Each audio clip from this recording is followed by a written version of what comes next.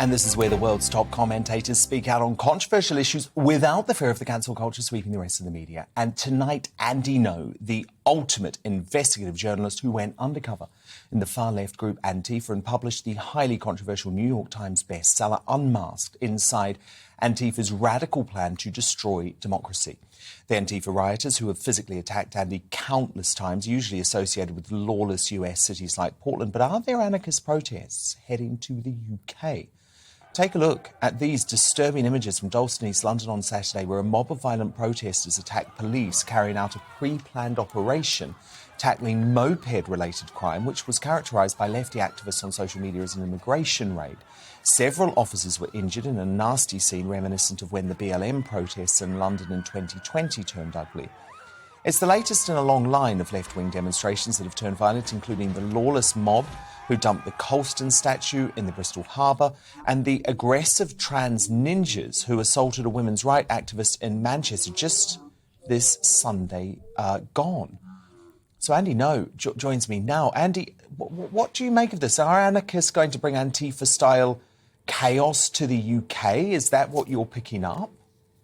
Well, what surprised me or what was noteworthy, I think, about the violent protests that happened over the weekend in Dalston is that the way it was organized was done exactly like how it had been done in the United States in Portland when rioting after George Floyd died happened. So it was done on social media, on Twitter.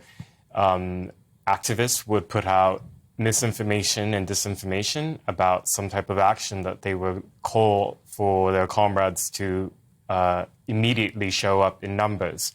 That tactic is called cyber swarming. There has been some research on it. It's a phenomenon now that I think the legislation in my country as well as yours hasn't really caught up. What do you do when there are those who are using ostensibly free speech to incite mob violence?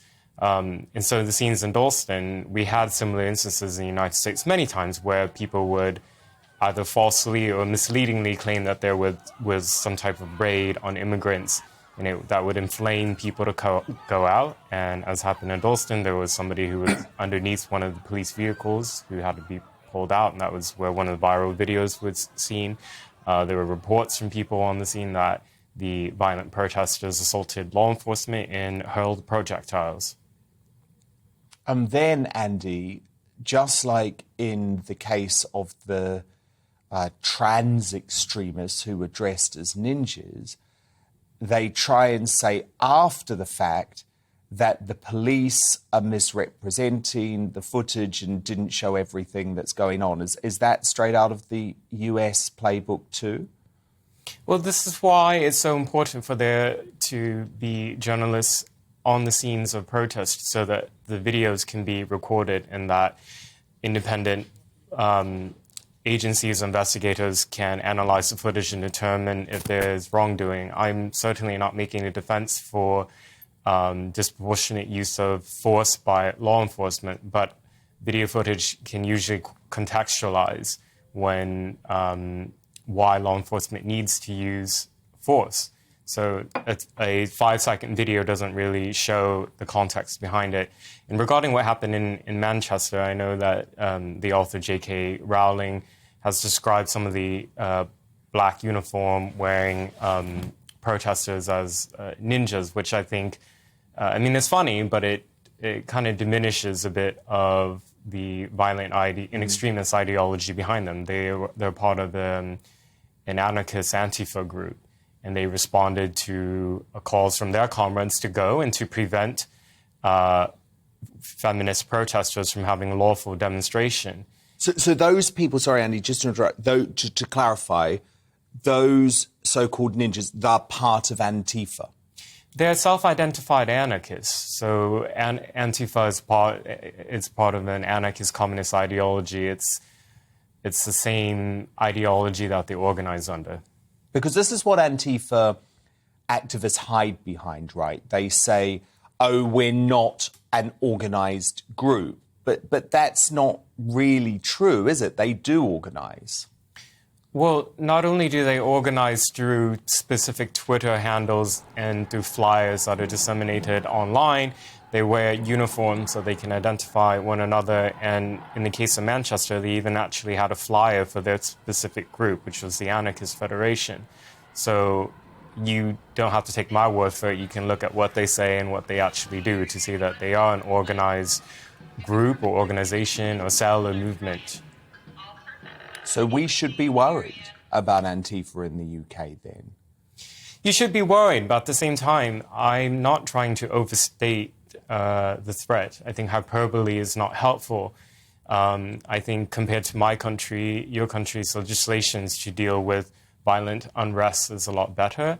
However, I think what is concerning, though, is that as more and more people take to direct action to protest whatever cause, I think if those in the mainstream aren't willing to condemn political violence, regardless of the political persuasion, that's scary. And that's a bad direction for this country. And I certainly, for some of the reactions from political violence that has happened in the UK in the past couple of years, there's been a lot of excuses for it. And how are you going, Andy? Because, of course, you had to deal with literal physical beatings multiple times in order to cover this story. I'm still dealing with a lot of the trauma. I know that word is overused a lot. I miss being on the ground as a video journalist, but I'm unable to do that type of work anymore because of the death threats against me. And so... because you became a target for Antifa, right? Yeah, multiple times. And so my warning to the British public is not to be complacent and to assume that the status quo will always remain. There are those who are working through various institutions here and working from within to really try to undermine your rule of law as they have done in my country. And they will use violence because you're proof of that. Violence is a feature, not a bug of their ideology. Absolutely chilling stuff. Thank you so much for your work. That was the American journalist and author Andy Ngo.